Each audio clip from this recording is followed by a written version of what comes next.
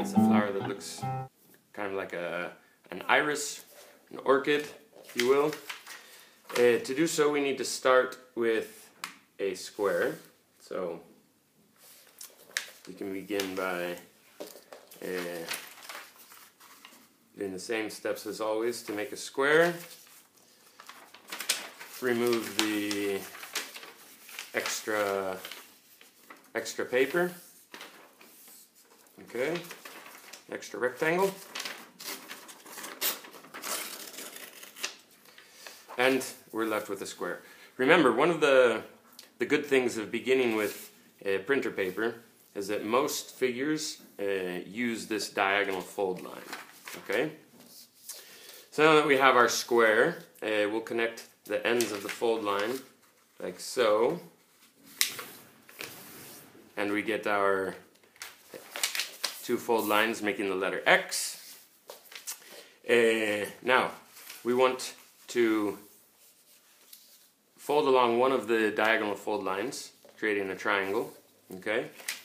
And what we're going to do is this edge, we're going to bring it up, we're going to open it, and we're going to fold it down to this tip of the triangle here. So now we have what looks like a diamond, but is actually another square. There. Turn the paper over, and we repeat. We want this edge, we lift it up, open it, get your fingers in there. You need to get your fingers up to the tip here. Open the paper, start pushing down, and make sure that this tip just comes down to the bottom tip like so. Okay. So now we're going to repeat this process another 4 times, with each one of the flaps. And then we're going to proceed to make some they're called petal folds, because they come from the flower.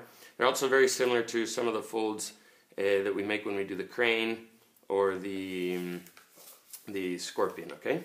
So this top flap, we want to fold it up, and again, we open it, and we push it down like so. You can help to see that this crease, this fold line right here, should be in line with the fold lines underneath. Now, because we have 2 flaps, and this was the right hand flap, this one that's left over, we're just going to fold it over to the right hand side, to where it was. We repeat the process. Okay, lift up, open, fold down, like so. And because this flap came from the left side, take the top one that was left over and fold it over. So as you can see, we have a narrow diamond with 2 flaps on the right, with 2 flaps on the left. Fold over, and we're going to repeat the process.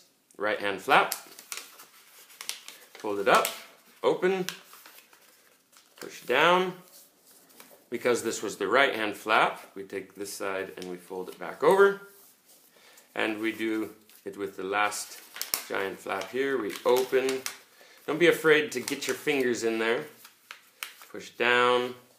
Make sure everything is aligned. And because this was the left hand side, we fold this flap over. So now we have a elongated diamond.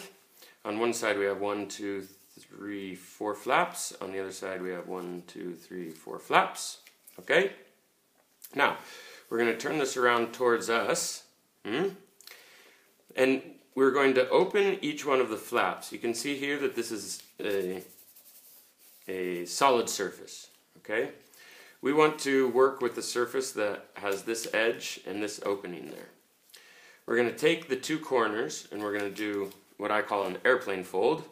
We're going to fold this edge down to the center like so. Boom. These folds will get a little meticulous. Okay, so just work nice and slowly. If you rip the paper, it's not a problem. Nice and slowly. So we have this. And what's going to happen the same way when we make when we do the petal fold, using these corners, you have to imagine a line going from this corner to this corner. Okay? And this entire body, the entire bum part of the paper, we're going to fold it up on that imaginary line and fold it back down. Okay? So now, these previous folds, we open them, we pull this paper down like so, and as you can see, these sides, sort of pockets, open up. We want to let them open and fold them all the way down. Now, everything should line up, but again, these folds are very small, very meticulous, okay? But you can see how the edges of the paper line up on this center line right here. Mine are not perfect. Again, we're not looking for perfection, okay? So now, that's one. To do the next one, we fold over. We fold over, and we're at the same position. We take one corner, fold this edge to the center, repeat. Okay. Imaginary line, fold up, down, open, open, pull this edge down, open the pockets, fold down, fold down,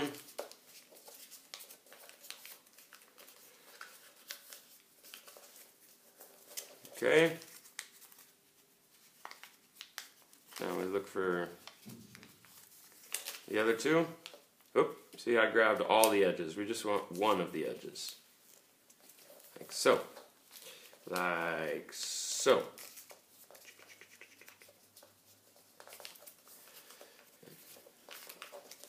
Up, down, open, open, pull down, flatten, open, flatten. And now for the last one, find it,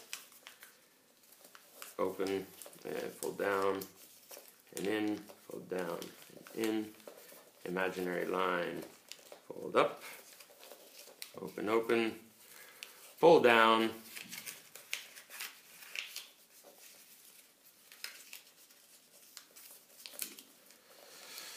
and we have our figure. Now,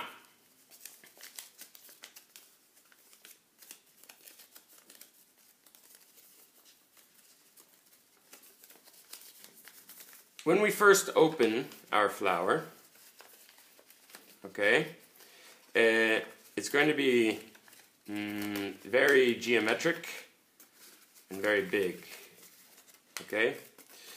We want these petals to fold down. A little tricky, but you can see the flower.